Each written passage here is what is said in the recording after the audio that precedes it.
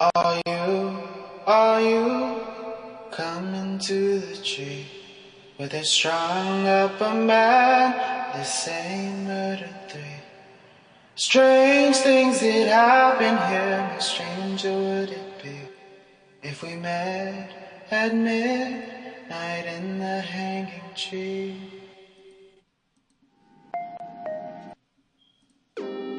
Welcome to Strange Things, broadcasting from the Raimundo Rios Mayo Library in Arkansas. And welcome to the show. I'm Chris James, your host. Today is the 7th of January, 2017. This is going to be season number 2, episode number 1. Today we are going to be talking about medicine. It seems like only yesterday we were all waiting for December 21st, 2012 to come along and the end of the world. Outside of Scholar's coffee shop closing, not much happened in the way of world catastrophes. What's so strange about medicine?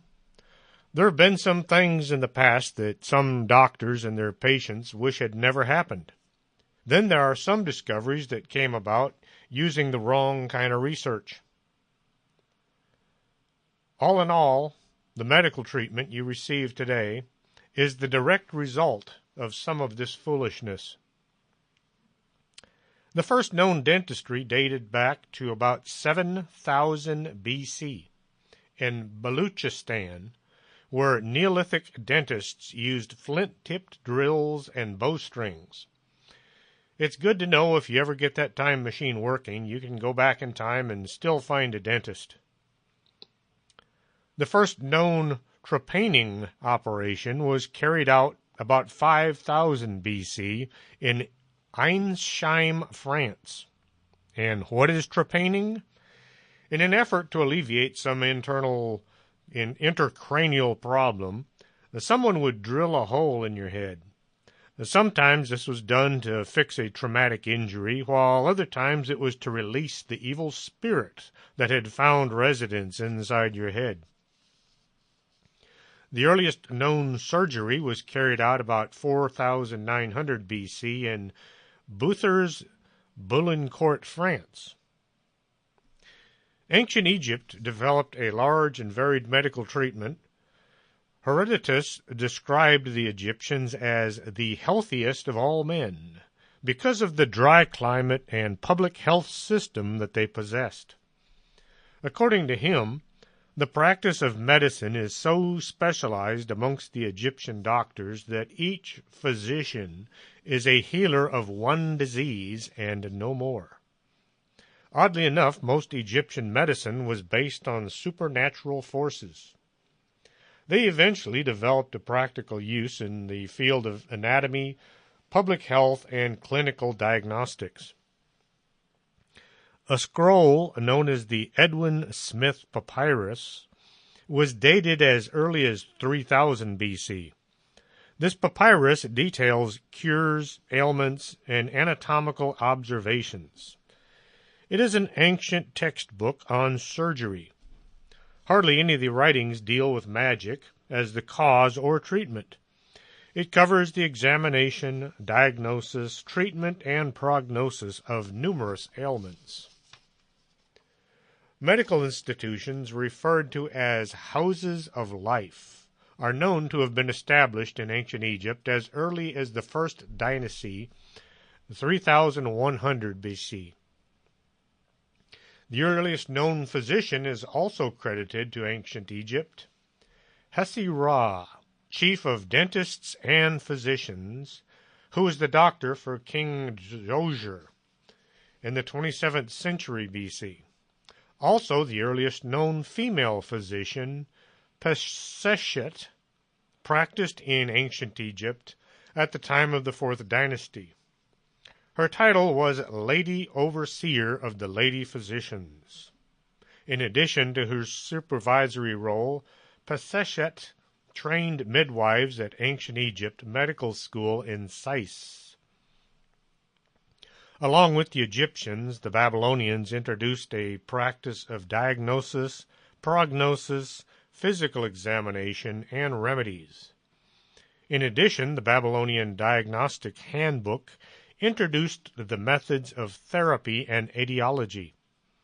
The text contains a list of medical symptoms and often detailed observations, along with logical rules used in combining observed symptoms on the body of the patient with its diagnosis and prognosis.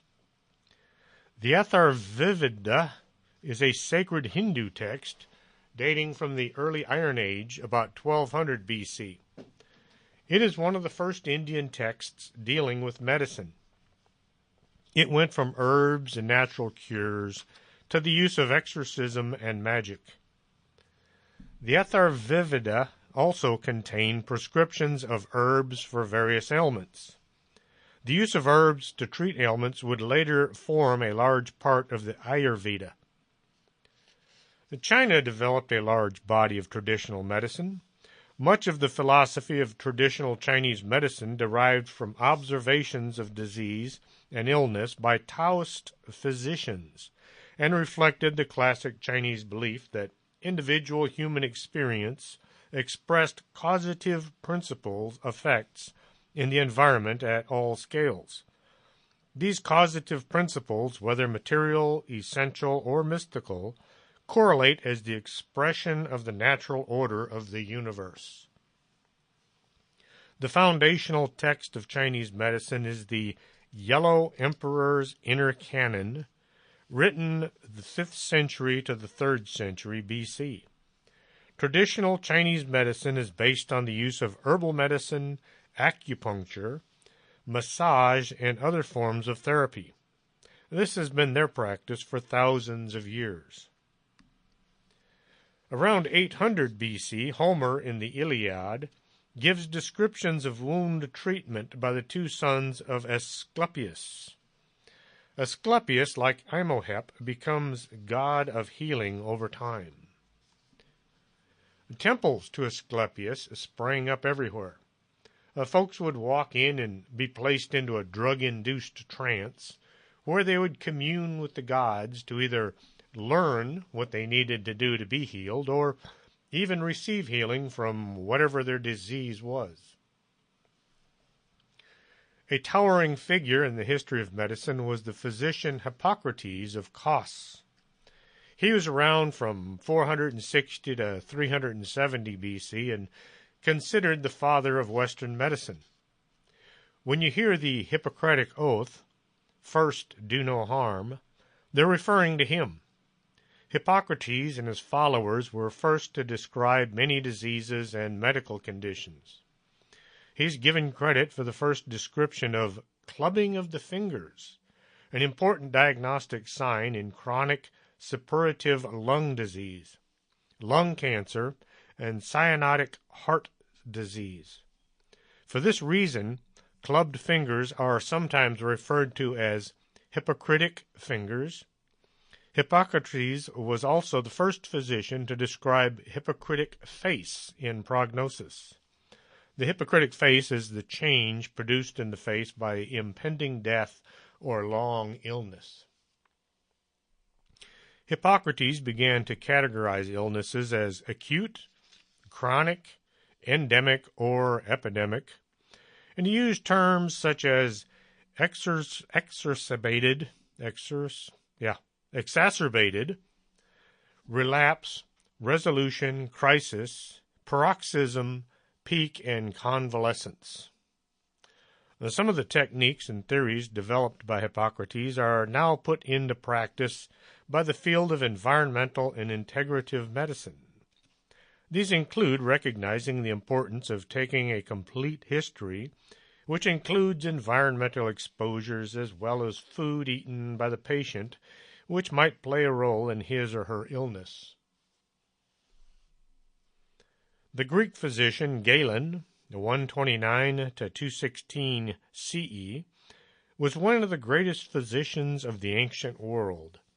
Studying and traveling widely in ancient Rome, he dissected animals to learn about the body and performed many audacious operations, including brain and eye surgeries, that were not tried again for almost 2,000 years.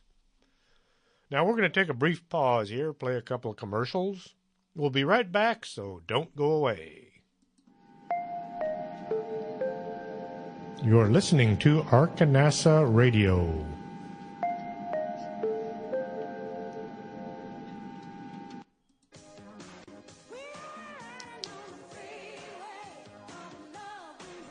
Do you have skin? Would you like to take better care of it? Call Lourdes James, independent beauty consultant, and set up an appointment. Call 723-3019.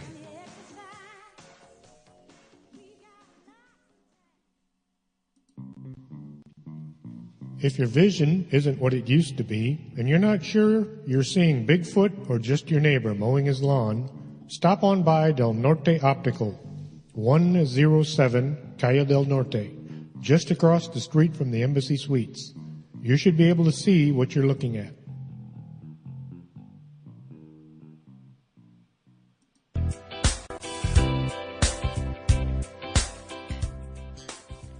Looking for a great cup of coffee? Swing on by the Organic Man Coffee Truck, 1002 Iturbide, Suite number 7. Not a coffee drinker?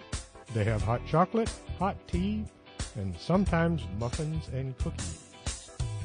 It's a great place to meet your friends for a conversation or curl up in the corner with a good book. The Organic Man Coffee Truck. Life is too short to drink bad coffee.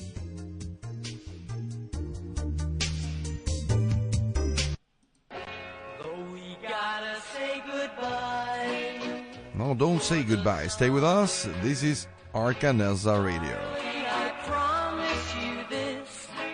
Quédate con nosotros. Estás escuchando Arkanasa Radio.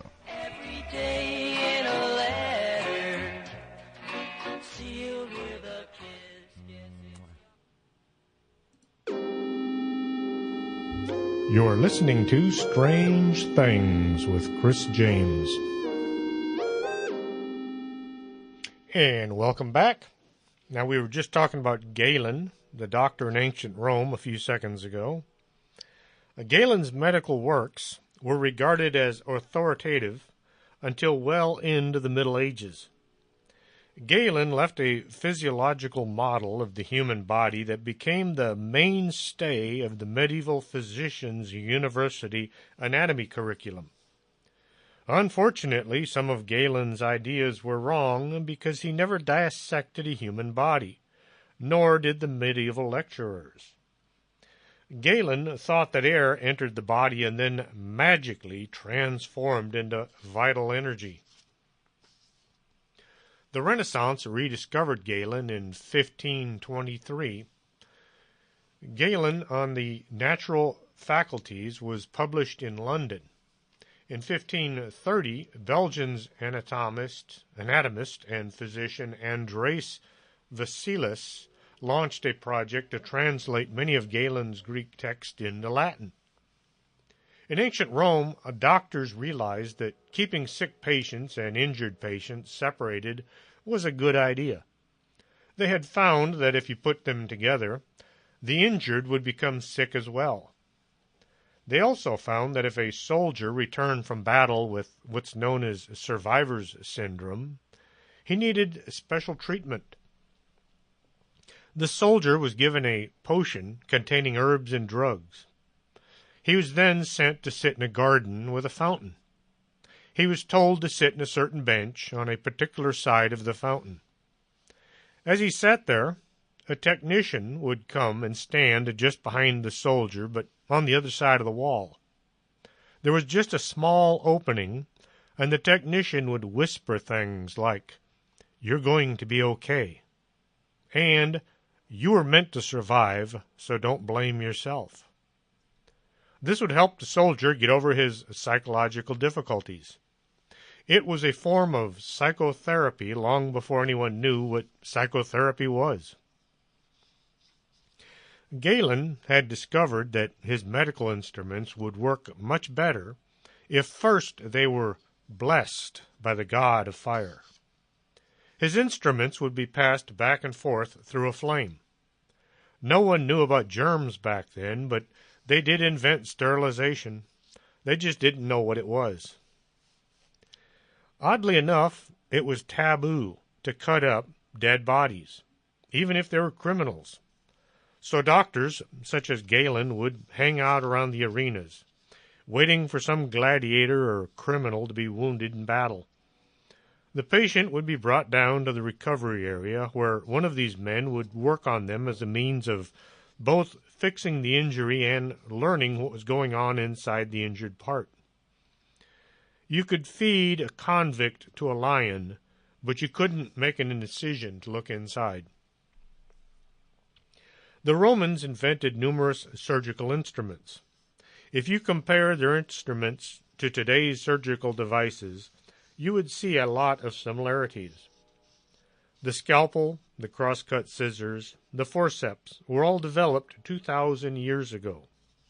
Romans also performed cataract surgery. Now, just to clear things up, the hamburger was not invented by McDougal's. 2,000 years ago, if you were in ancient Rome and it was time for lunch, you could stop off at a local establishment to eat. You could ask for a piece of fried ground beef served on a baked roll with pickle, some lettuce, and a dab of mustard. And if you asked for, you'd receive cheese on it as well. The Roman army physician Dioscorides, from 40 to 90 AD, that's 40 years after Jesus' death, was a Greek botanist and pharmacologist. He wrote the Encyclopedia de Materia Medicia, describing over 600 herbal cures, forming an influential pharmacopoeia which was used extensively for the following 1,500 years. Sometime after 400 AD, European medicine practices were on the decline. If a person became sick or injured, they were either tough it out at home or go to one of the monasteries and hope for some help there. The monasteries only gave basic care, things like food and a place to languish. The chances of recovery were nearly the same in either location. Most of the medical discoveries from the past were shelved away in some dark corner and not used by anyone. This time was referred to as the Dark Ages, since hardly any new ideas came about and few people knew how to read or write. A stagnation is a good way to describe it. The fall of Constantinople saw thousands of people moving into Western Europe, and then the Renaissance hit. Suddenly, people were rediscovering old medical practices and coming up with a few new ones. The Order of the Knights of the Hospital of St. John of Jerusalem, also known as the Order of St. John, Order of Hospitallers, Knights Hospitaller, or simply the Hospitallers, is the medieval Catholic military order that morphed into the Sovereign Military Order of Malta, which is still around today. It was headquartered variously in the Kingdom of Jerusalem, and then they moved to Rhodes and then to Malta. If you watch the movie The Kingdom of Heaven, the guy who pulled the arrow out of Godfrey de Ibelin was a hospitaller, kind of a monk, warrior, doctor. They based most of their medical practice on writings from Galen. This was the idea of humors. The theory stated that within every individual there were 4 humors, or principal fluids: black bile, yellow bile, phlegm, and blood. These were produced by various organs in the body, and they had to be in balance for the person to remain healthy. Healing included both physical and spiritual therapeutics, such as the right herbs and suitable diet, clean bedding, and the sense that care was always at hand. Other procedures used to help patients included the Mass, prayer, relics of saints, and music used to calm the troubled mind or the quickened pulse. The Renaissance brought an intense focus on scholarship to Christian Europe. A major effort to translate the Arabic and Greek scientific works into Latin emerged.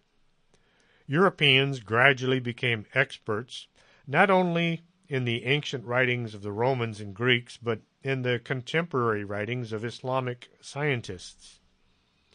During the later centuries of the Renaissance came an increase in experimental investigation, particularly in the field of dissection and body examination, thus advancing our knowledge of human anatomy.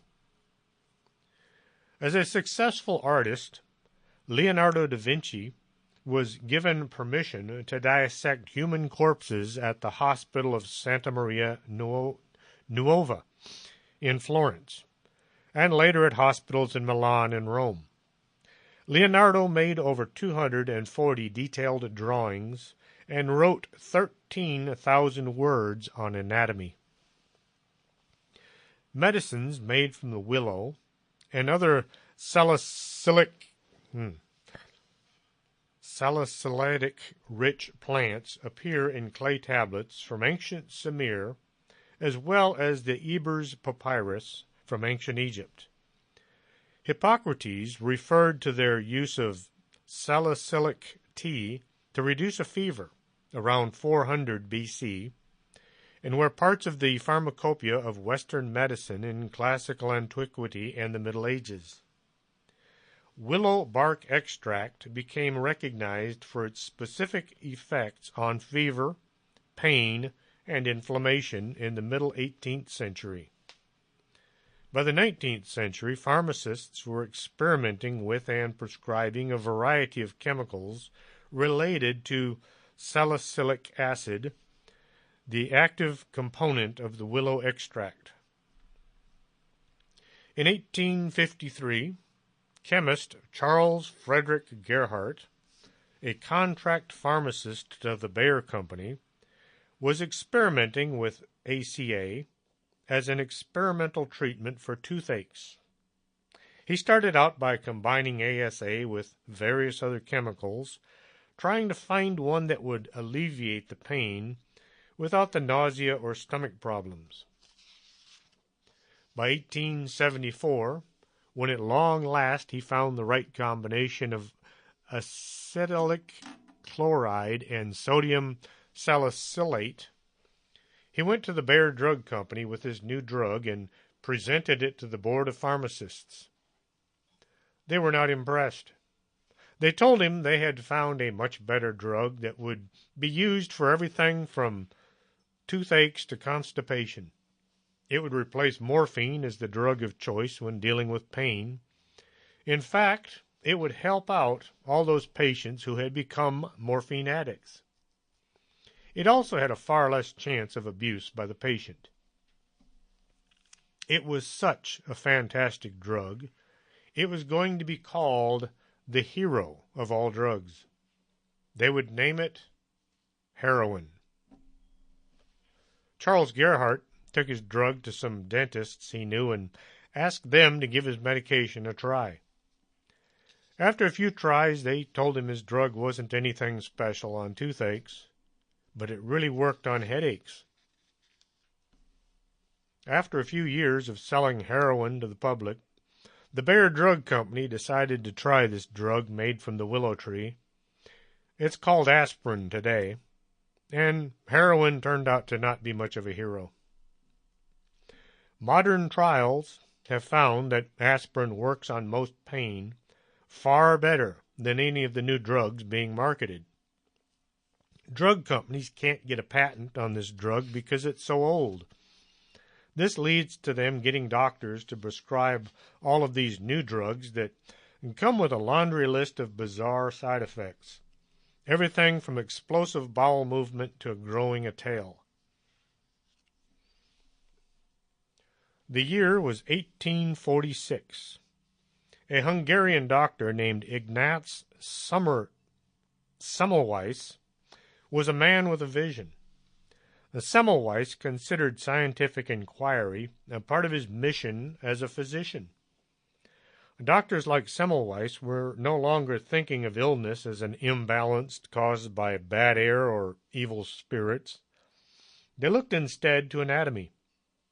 Autopsies became more common, and doctors got interested in numbers and collecting data. The young Dr. Semmelweis was no exception. When he showed up for his new job in the maternity clinic at the General Hospital in Vienna, he started collecting some data of his own. And Semmelweis wanted to figure out why so many women in the maternity ward were dying from puerperal fever, commonly known as childbed fever. He studied 2 maternity wards in the hospital. One was staffed by all male doctors and medical students. The other was staffed by female midwives, and he counted the numbers of deaths on each ward. When Semmelweis crunched the numbers, he discovered that women in the clinic, staffed by doctors and medical students, died at a rate nearly 5 times higher than women in the midwives' clinic. And Semmelweis went through the differences between the 2 wards and started ruling out ideas. He tried to see what was being done at one clinic that wasn't being done at the other. And things like on the midwife side of the clinic, women gave birth laying on their sides. The doctor's clinic, women gave birth on their backs. Could this have something to do with the fever? He tried experimenting by having the doctors mimic the midwives, but it did nothing to alleviate the fever. Semmelweis took note of the fact whenever somebody on the ward died of childbed fever, a priest would walk through the ward, and someone would walk along with him, ringing a bell. Maybe this was bringing on the fever through fear and anxiety. They stopped the practice, but once more it did no good. One of his colleagues, a pathologist, had fallen ill and died. This was a surprisingly common enough occurrence with some pathologists. They would suddenly get sick with fever, and some would die and others would recover. The symptoms looked very much the same as those found in the women who died of childbed fever. Semmelweis thought just maybe there was a connection. What were the doctors doing that the midwives were not? The answer became clear once he studied the habits of the doctors. They were performing autopsies and then examining the women who had just given birth, and they weren't bothering to wash their hands. Semmelweis came to the conclusion there were cadaverous particles, little pieces of corpse, that the students and the doctors were getting on their hands from handling dead bodies, and when they delivered the babies, these particles would get inside the women who would develop the disease and die. If Semmelweis' hypothesis was correct, getting rid of these cadaverous particles should cut down on the death rate from childbed fever. Now we're going to take a brief pause here and keep you in suspense as we play a couple of commercials. So don't go away. We'll be right back after this. You're listening to Arkanasa Radio.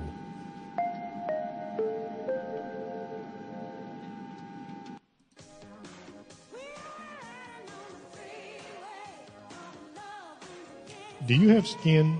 Would you like to take better care of it? Call Lourdes James, independent beauty consultant, and set up an appointment. Call 723-3019.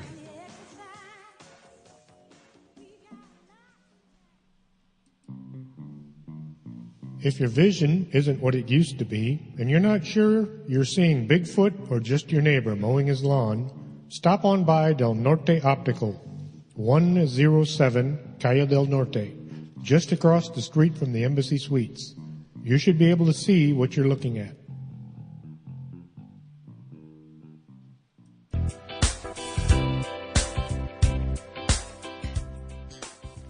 Looking for a great cup of coffee? Swing on by the Organic Man Coffee Truck, 1002 Eaterby Days, Suite number 7. Not a coffee drinker? They have hot chocolate, hot tea, and sometimes muffins and cookies. It's a great place to meet your friends for a conversation or curl up in the corner with a good book. The Organic Man Coffee Truck. Life is too short to drink bad coffee.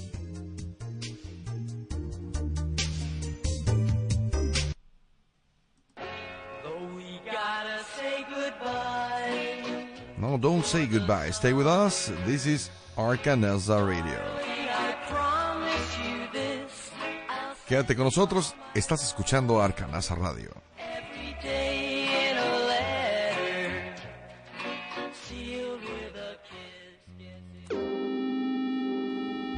You're listening to Strange Things with Chris James. And welcome back. Now, we were just talking about Dr. Semmelweis and his bizarre theory that maybe doctors should wash their hands. So he ordered his medical staff to start cleaning their hands and their instruments, and not just with soap, but with chlorine solution. And chlorine, as we know it today, is about the best disinfectant there is. No one knew anything about germs yet, so his ideas were considered quite bizarre. The number of women developing childbed fever dropped dramatically. What Semmelweis had discovered is something that still holds true today. Hand washing is one of the most important tools in public health. It can keep kids from getting the flu, prevent the spread of disease, and keep infections at bay. It sounds as if Semmelweis should have been hailed as a hero. But no. His compatriots laughed at him and accused him of being insane.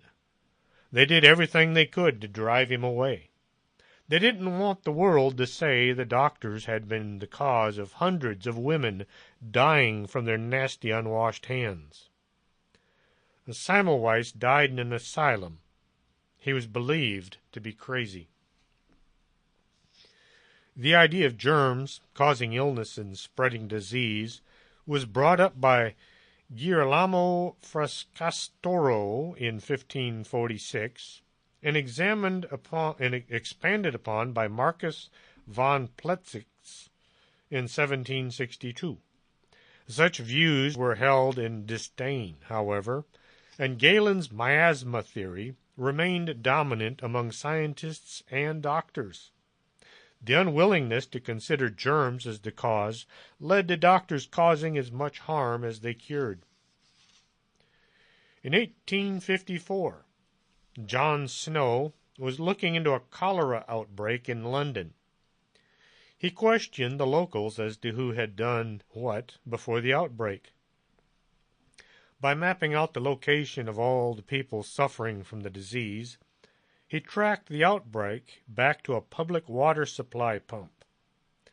He had the pump handle removed, and suddenly the cholera outbreak began to diminish. You see, the sewer line had been leaking into the water supply. Oh, yummy. Louis Pasteur, between 1860 and 1864, discovered even more connections between germs and sickness. That is why today just about everything you buy has been pasteurized. Women had always served in an ancillary role and as midwives and healers. As the idea of hospitals grew in Europe, the role of the nun-nurse grew. Women would be delegated to take care of the sick and injured, but with a lack of any real medical training. Do the best you can with what you have, but that's about it. The breakthrough to professionalization, based on knowledge of advanced medicine, was led by Florence Nightingale in England. She resolved to provide more advanced training than she saw on the continent. While visiting the Kaiserwerth, the first German nursing school founded in 1836, she said, The nursing was nil, and hygiene was horrible. Britain's male doctors kind of preferred the old system. A nurse was just an extension of the doctor. No real training, but good enough to hand him a scalpel. Nightingale won out, and her Nightingale Training School opened in 1860 and became a model of how a nursing school should be run. The Nightingale solution was based on patronage from upper-class women, and they proved eager to serve. Royalty got involved. In 1902, the Queen of Britain took control of the nursing unit of the British Army. She renamed it after herself, the Queen Alexandra's Royal Army Nursing Corps. Today, its colonel-in-chief is the daughter-in-law of Queen Elizabeth. In the United States, upper-middle-class women began looking into nursing as a way of showing the world that they were more than just rich housewives. Soon, nursing became more of a profession, and it began attracting women of all walks of life. The International Red Cross began operations in numerous countries in the late 19th century, promoting nursing as an ideal profession for middle-class women. The Russian Orthodox Church sponsored 7 orders of nursing students in the late 19th century. They ran hospitals, clinics, almshouses, pharmacies, and shelters, as well as training schools for nurses. Once the communists took over, the guys who say they have all the answers, nursing became a low-prestige operation, based in poorly maintained hospitals. In the Soviet Union, the majority of medical doctors were women. They were paid less than most male factory workers. Few women were ever allowed to enter medical school. Even the use of midwives was frowned on by the so-called professionals. Women had their place, and it was not in medicine. Elizabeth Blackwell, from 1821 to 1910, became the first woman to formally study and practice medicine in the United States. She was a leader in women's medical education.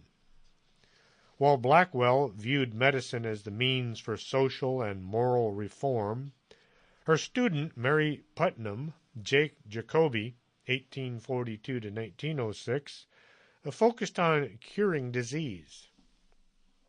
Blackwell thought that women would be good as doctors because they had an already predisposition towards nurturing, and Putnam wanted to excel in medicine, and not just healing, but discovery as well.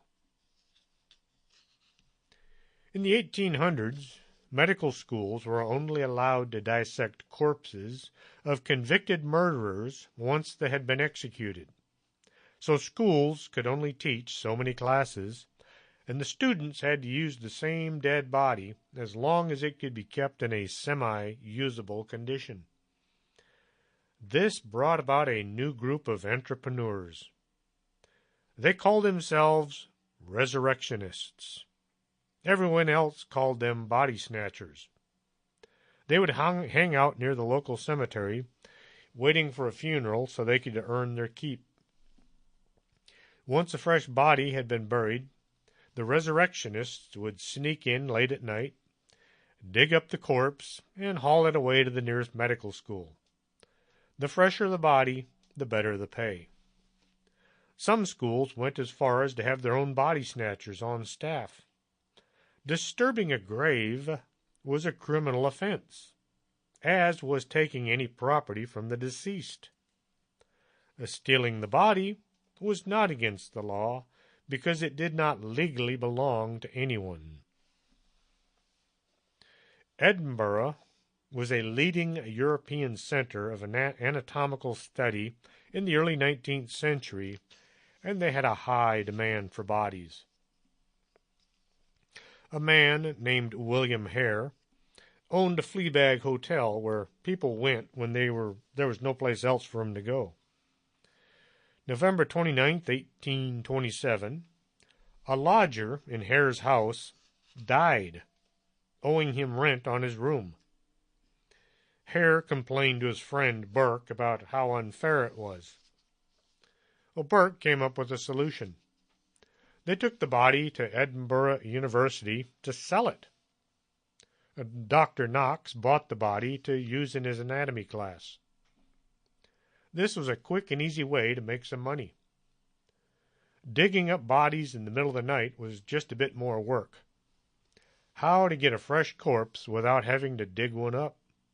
And the fresher the body, the higher the price? Well, they came up with a plan.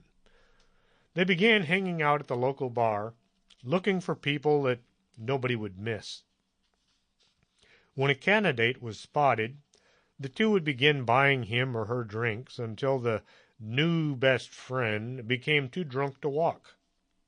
The pair would then help their friend out the door and down the street to a convenient hotel, which just happened to be the one owned by Hare.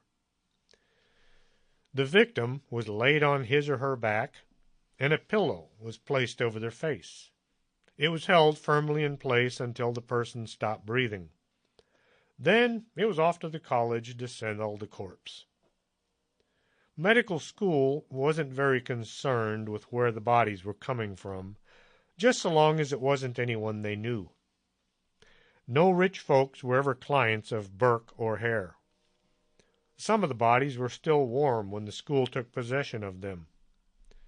Well, people died all the time, and so a story was quickly concocted to explain away any questions. The college didn't really care, as long as the bodies were fresh. October 31st, Halloween night of all times, 1828, Burke and Hare brought a woman to the hotel, intending to murder her. The only trouble was, the room had already been rented out to a couple. Hare managed to get the couple to go and stay elsewhere, telling them that the soon-to-be victim was his relative, and she needed a room for the night. Once the murder was done, the couple turned back up at the front door. They wanted to get some of their possessions that they'd left in the room. They went in and searched the room for any of their own items, and in the process, they discovered a body hidden under a pile of straw in the corner. The couple ran to tell the police. Well, Burke and Hare, not knowing what to do, grabbed the body and hauled it away to the school. The school bought the body. When they returned home, Burke and Hare were both arrested and hauled away to the jail, where they were questioned. When they questioned a person back then, they did it a little different than they do today.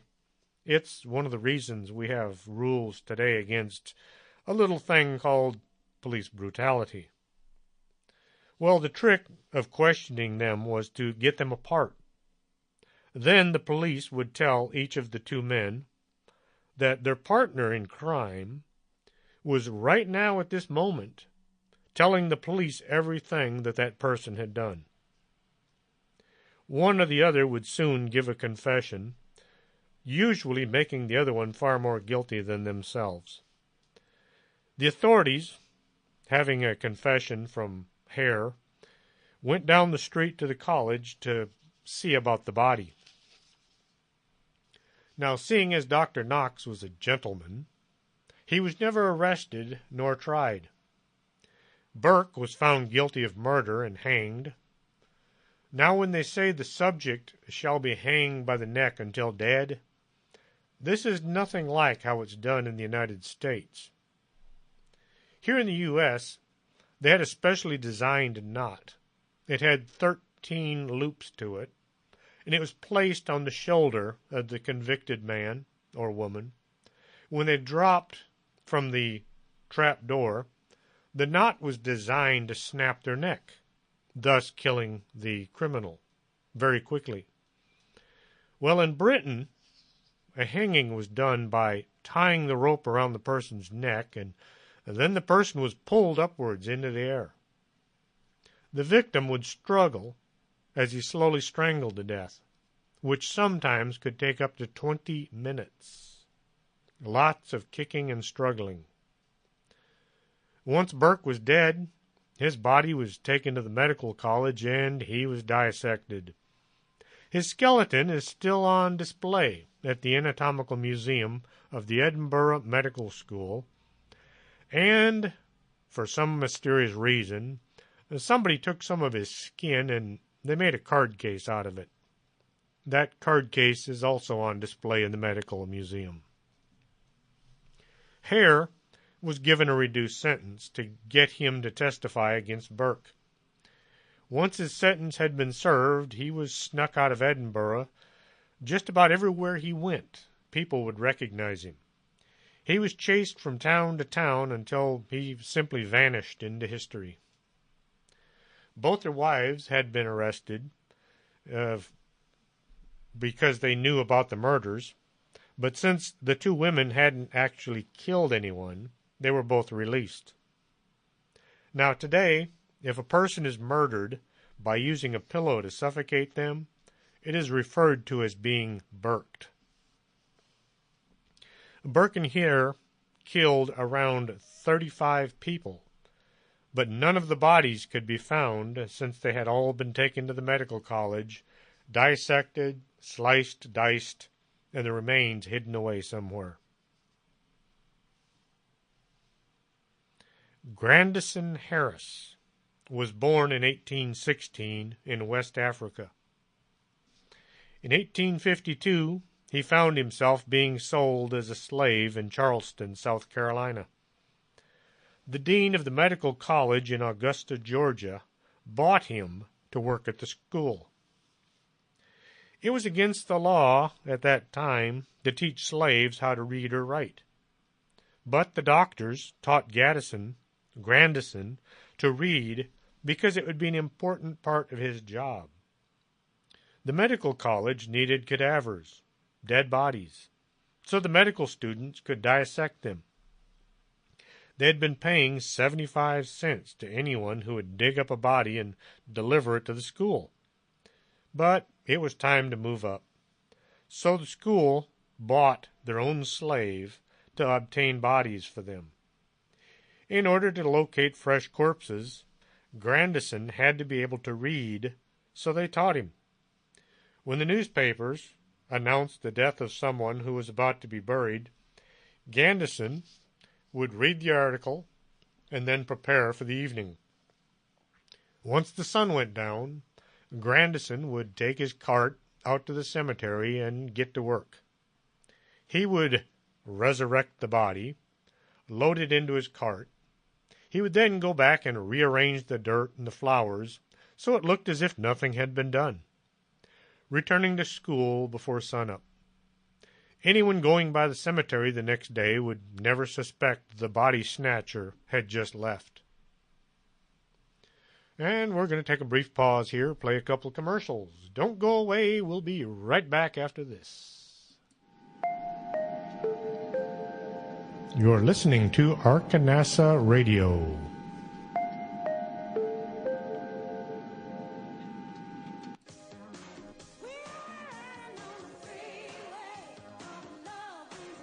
Do you have skin? Would you like to take better care of it? Call Lourdes James, independent beauty consultant, and set up an appointment. Call 723-3019.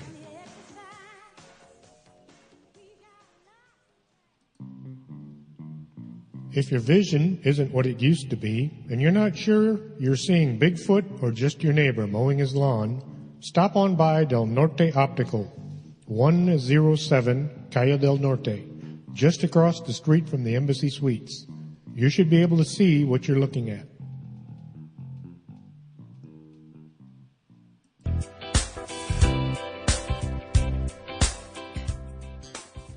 Looking for a great cup of coffee? Swing on by the Organic Man Coffee Truck, 1002 Eaterby Days, suite number 7. Not a coffee drinker? They have hot chocolate, hot tea, and sometimes muffins and cookies. It's a great place to meet your friends for a conversation or curl up in the corner with a good book. The Organic Man Coffee Trike. Life is too short to drink bad coffee.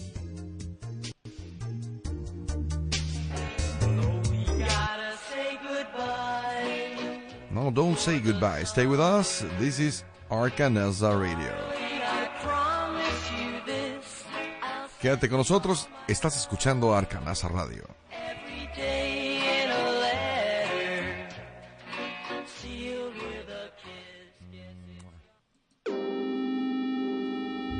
You're listening to Strange Things with Chris James.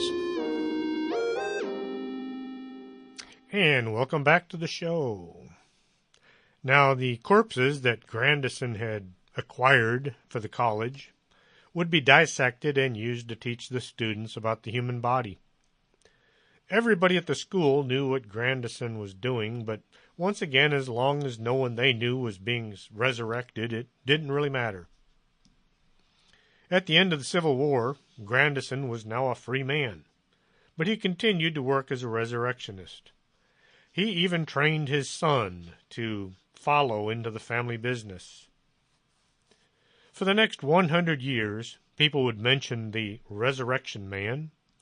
It went from being a story to being a legend to becoming an old wives' tale. Most folks decided it couldn't be true. No college would ever do any of that.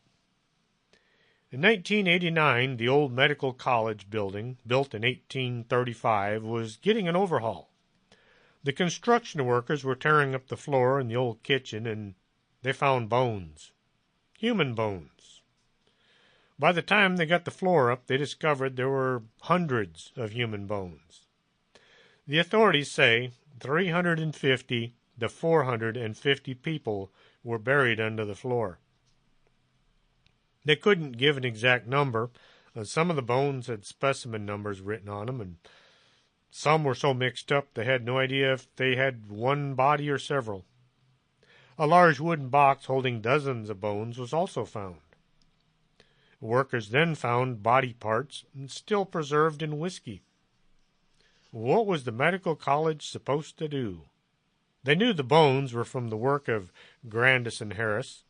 All the bones were put in a large crate and turned over to the city of Augusta. 1998, the crate of bones was laid to rest in Cedar Grove Cemetery, the same cemetery most of the bodies had originally come from.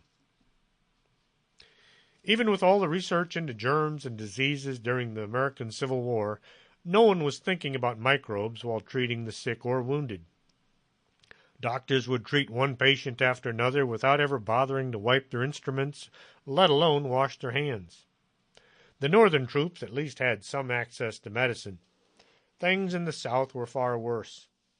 If a patient survived being wounded, he then faced surgery, which amounted to cutting off whatever had been damaged. Then he ran the risk of contracting some disease while trying to recover. The ability to kill each other had far outstripped the ability to heal. One good thing that came from killing so many men was doctors began to look into why some men would survive and others perish. This led to many discoveries of hygiene and washing up between surgeries. With each following war, the medical community learned how to keep people alive, and not just the soldiers.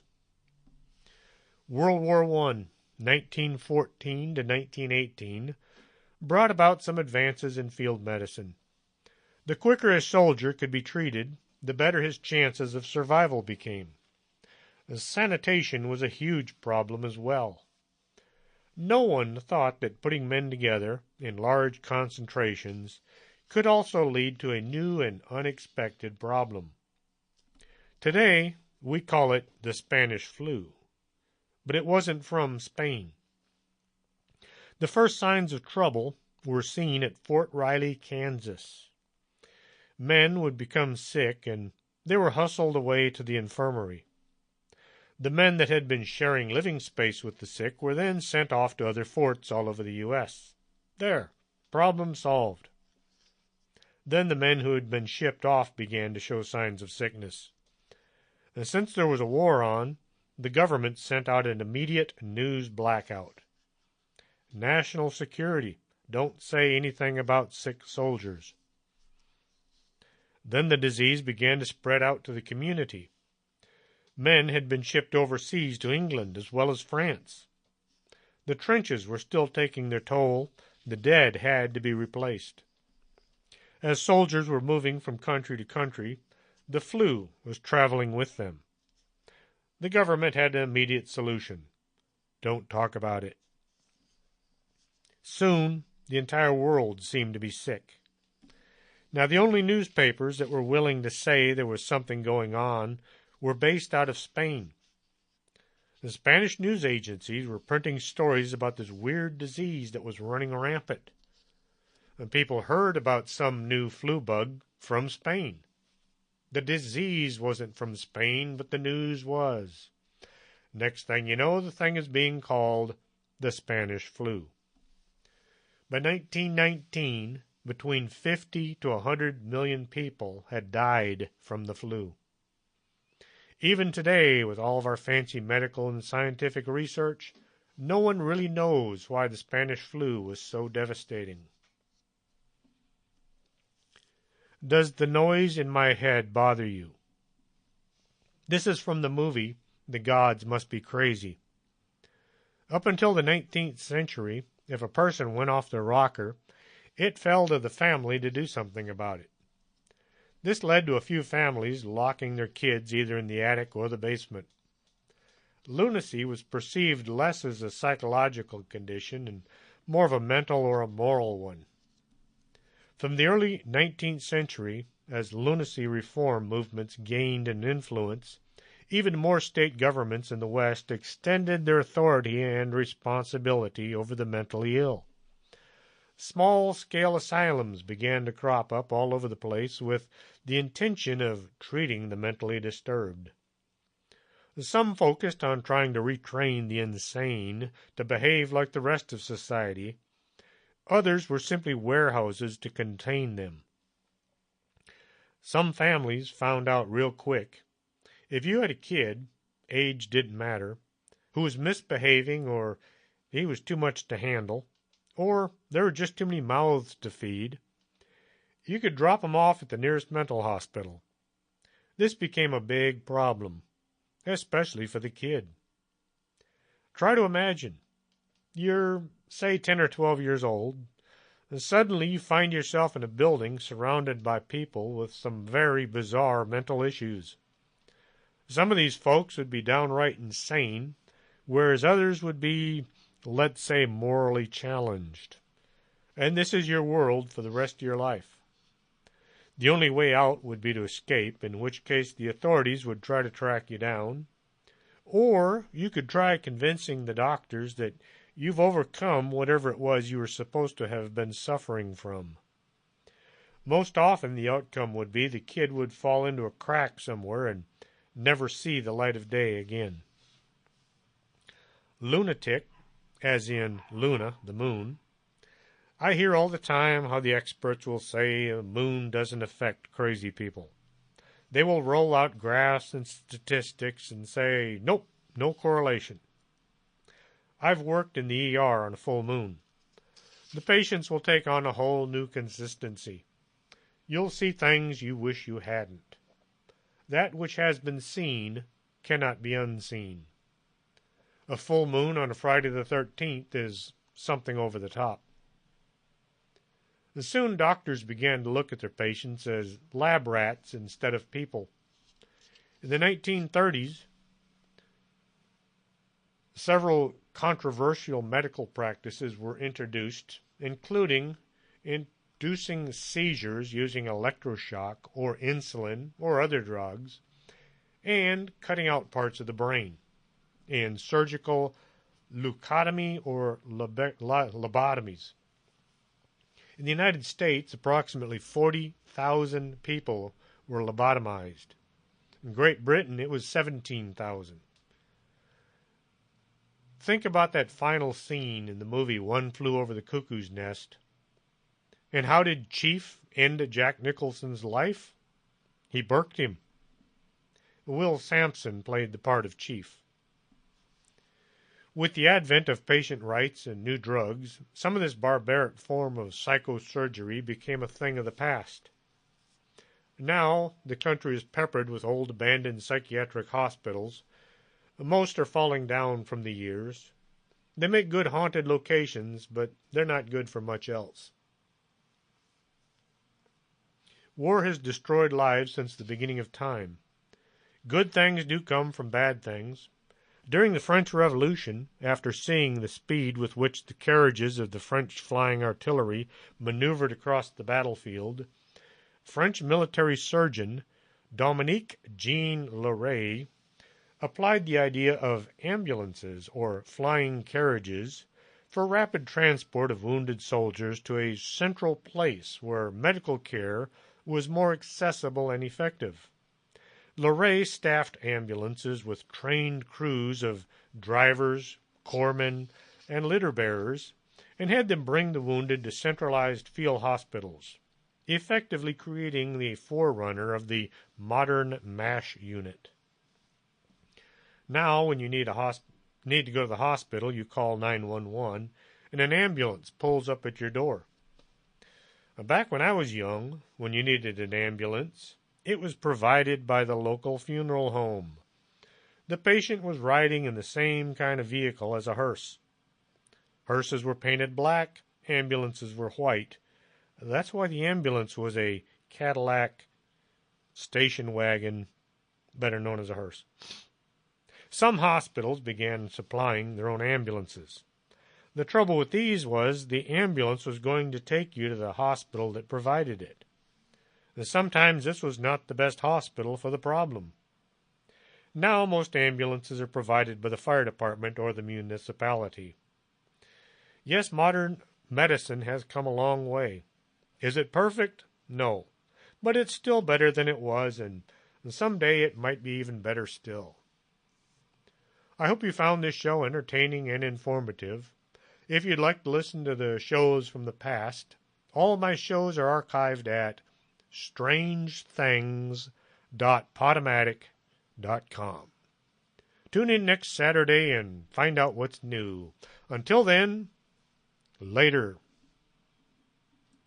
Are you coming to the tree where they strung up a man? They say murder 3.